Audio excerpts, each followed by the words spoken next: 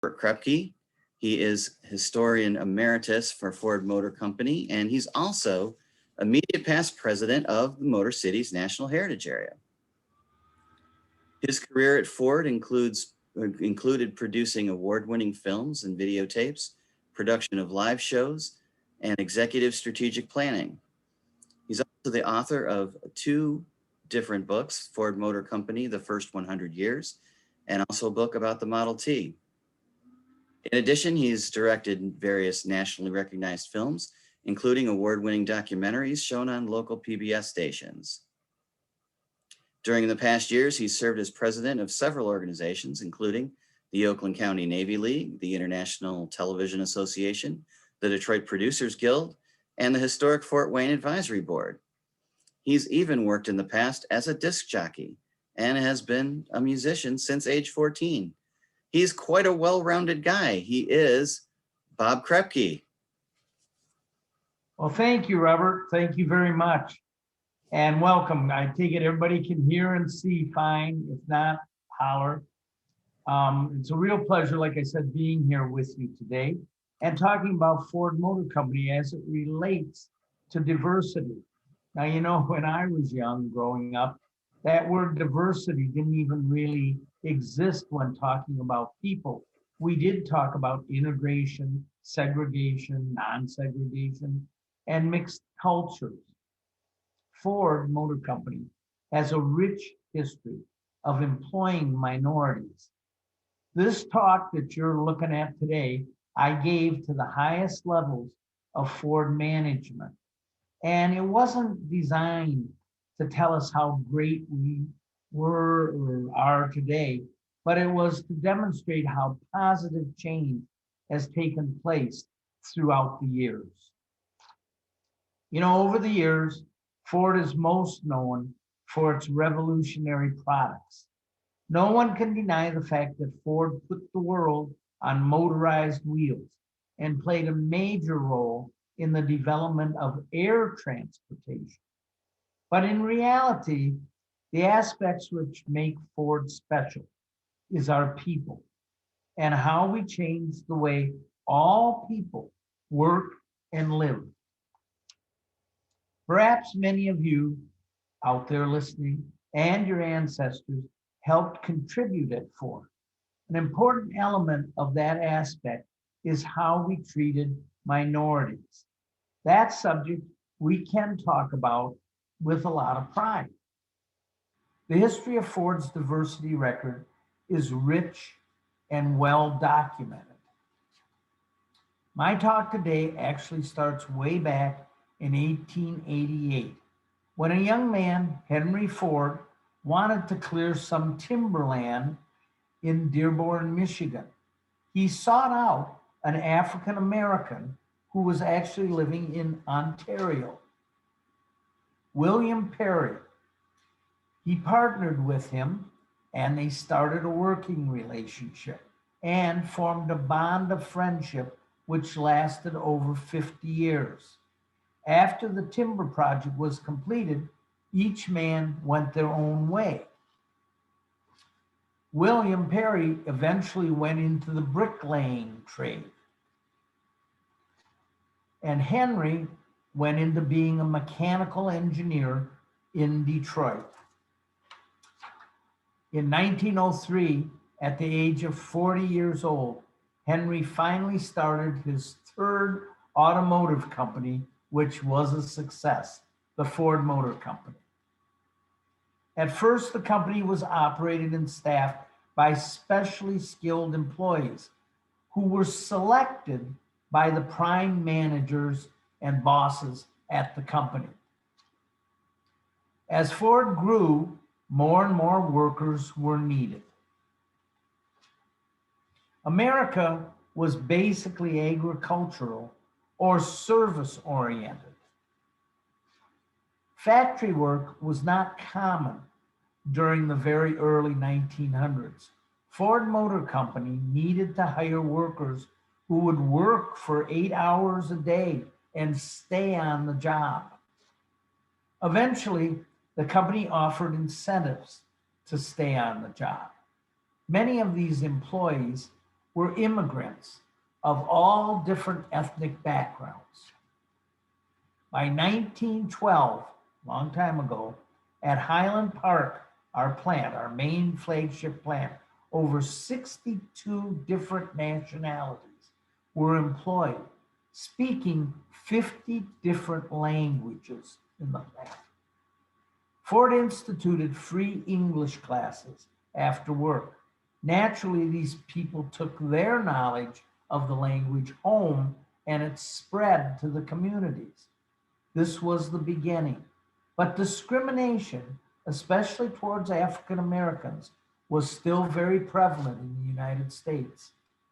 In 1913, William Perry, Henry's old partner, was forced out of his trade as a bricklayer because he had heart problems. On a visit shortly thereafter with Henry Ford, Henry said, "Hey, William, would you like a job at the Highland Park power plant?"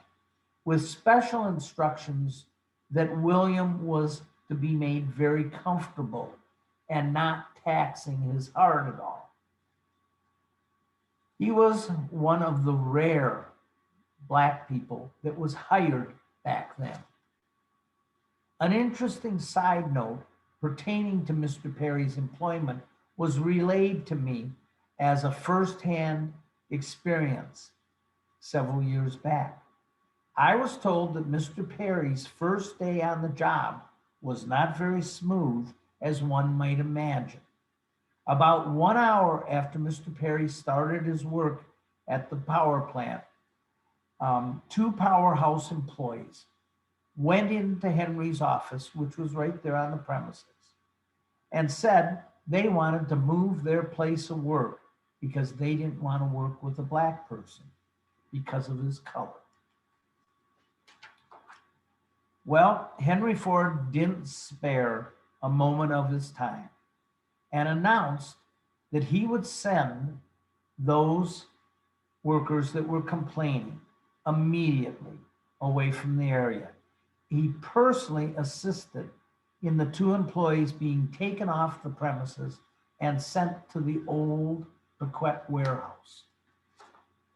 William Perry was the first African American hired full-time at the Ford Motor Company in 1914. He was the forerunner of tens of thousands of African Americans to follow, as well as other discriminated against peoples.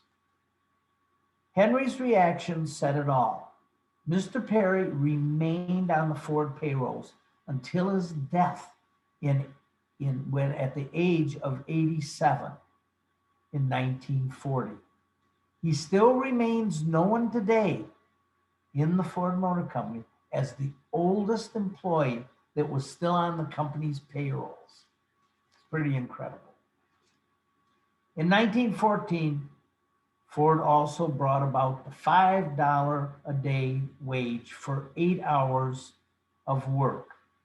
More minorities applied for these jobs and were pleasantly surprised to find out that everyone that applied received the same pay for the same work. In 1916, Ford also opened the Ford Trade School. This facility was aimed at taking underprivileged and disadvantaged young people and training them to be a skilled trades worker. The minorities were definitely welcome. A few years later, in 1919, probably the most important thing we ever did, a revolutionary policy was released to everyone. And it read, "We've learned to appreciate men as men and to forget the discrimination of color, race, country, religion, fraternal orders, and everything else outside of human qualities and energy." This changed the entire approach to this whole subject of discrimination. Many handicapped people opened up, or were the floodgates opened up, and they were also employed as a result of this great policy. More than 900 handicapped people were employed at Ford after this. Some of these people were totally blind. Encouragement to hire more and more women was also extended. With this policy in place, Ford also started to hire and concentrate on white-collar positions for minorities. This policy and the practice seems not so dramatic today, but back then, Ford Motor Company, this is hard to believe, was 50 years ahead of most other major companies with these moves that they made. By 1929, for example, 8%, this is 1929, before the Depression, 8% of Ford's workforce was African American. Ford was Detroit's largest employer of all minorities, and actually had their own affirmative action program way back then. This was 4 decades before the US government started such plans. Most other Michigan companies would only hire African Americans via the Urban League or the Michigan Employment Association. At Ford, it was different. The hiring was done at employment gates. First come, first served. No matter who you were, what color, what race, and the same pay for everyone. Throughout the years, the Ford family has outwardly promoted diversity. Later in Henry's life, he befriended the famous George Washington Carver, and thus Ford participated in numerous projects down in Georgia, which included helping set up and co-sponsor the famous George Washington Carver school systems. This school emphasized industrial arts and agriculture, including adult education courses, which were based on retaining crafts and local customs. Some very famous African Americans have sought employment and worked for Ford Motor Company. Just to name a few, up in the left there is Jesse Owens, the Olympic racer, and of course, Joe Louis, the most famous boxer of all times, and the gentleman in the bottom of the photo, Barry Gordy, who I actually had the pleasure of talking to and visiting. And he said that his whole idea about making records and that came from working on the Mercury assembly line, where they assembly line cars, not records. It was pretty fascinating. The way Ford treated minorities has helped change the way all people work and live. An article by U of M business professor David Lewis, who many of us know, states that Ford advanced more minorities into the middle class social economic group than any other established institution on earth. That's pretty incredible. Throughout the years, Ford Motor Company and the Ford family have continued to promote all people. Today, Ford has one of the most diverse workforces of any major company anywhere. And it's because of people like these that you see, people like yourself, working hard to achieve these goals. You know, our diverse workforce helped the world not to be conquered in the 2 major world wars. Hang on. Okay, it's our diverse workforce which continues to band together today to help many various charitable causes in need, including the virus that we're fighting today. Many different types of people are all pitching in to help. These achievements and diversity milestones are something that all of us can be really proud of. And we can applaud companies like the Ford Motor Company for its continuous effort to support a diverse workforce. I'm ready for questions. Okay. Well, thank you, Bob. We can take questions now. Use the Q&A icon on the bottom of your screen to write down any questions you have for Mr. Krepke. I'll start. Actually, one that I'm familiar with is McKinley Thompson, who was the first African-American to work in the design section of Ford Motor Company. Do you have any insights or more background on his hiring and some of his accomplishments? Well, Bob, there are numerous ones that along the way, and I've heard his name and I've read a little bit about him. And naturally, he was very instrumental in the design. He contributed greatly to a number of our vehicle lines. And it's kind of funny, by the time I came to Ford Motor Company, you didn't think a lot about color and race. It was just a collection of very, very talented workers. And he was definitely one of them. Okay. Yeah, and I know that we have done, here at MotorCities, we have done a number of articles, including Stories of the Week, which are accessible on our website at motorcities.org, about African-American trailblazers. McKinley Thompson certainly is one of those. And certainly during this February 2021, we've focused on African-American achievements in fields like auto racing and automotive design. Last week, our story of the week was about a gentleman named Michael Burton, who was the first African-American designer who actually worked at each of the big three. He attended CCS through a scholarship with Ford and was hired after he completed his degree by Ford, and then ended up working at Chrysler, and then finished his career until unfortunately his career and life were cut short by cancer, but was wrapped up his career at GM. So quite an interesting story. And there's a exhibit up in Lansing right now at the Michigan State University, the Broad Art Museum, that features some of his artwork there.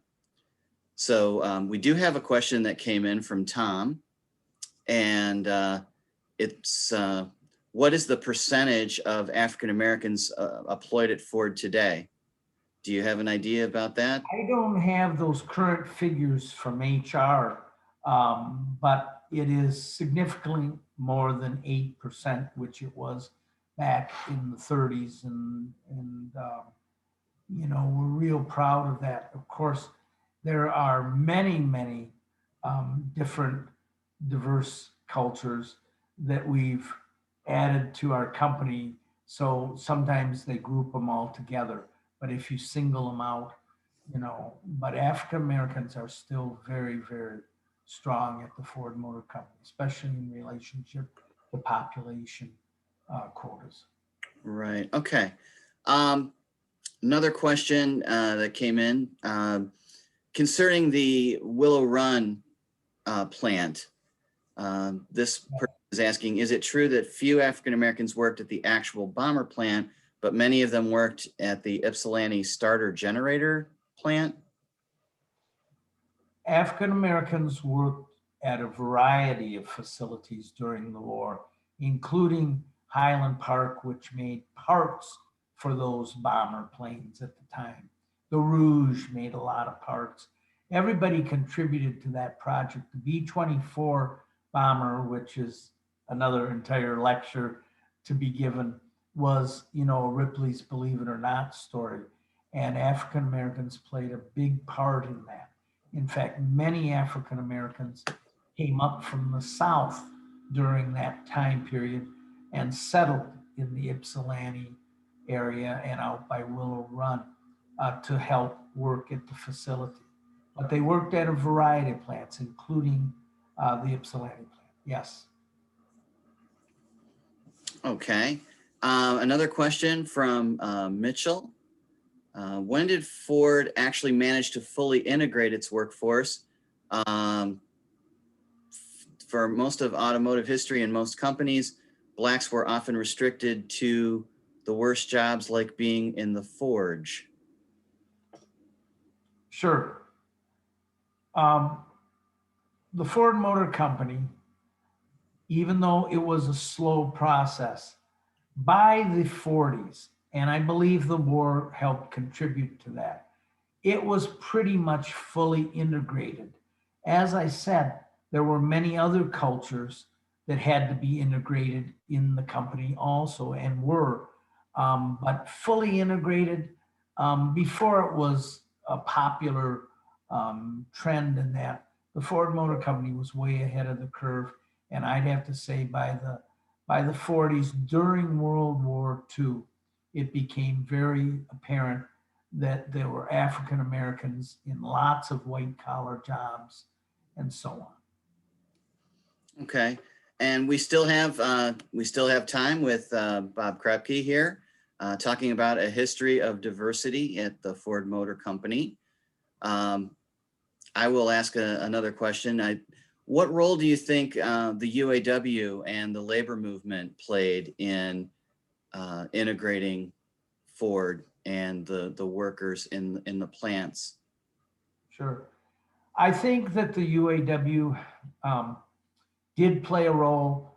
I think that in the early days in that, the UAW was just as discriminatory than as management, you'd say, and really were on equal basis. But I think the UAW realized that African Americans were great workers, just as the same as their other workers, and consequently, they were accepted and utilized. Sometimes I think they were actually utilized in an abusive way and used to force us into situations where it was easier to blame African Americans for certain problems. But I think that all got straightened out. And probably that 4th Street Bridge project we worked on helped. Oh, definitely. Mhm. All right. I'm just checking to see if there's any additional questions that have been put up by our attendees today. Again, if you have a question, you can use the Q&A icon located at the bottom of your screen. And we're also live on Facebook. We're going to check to see if there are any additional questions there.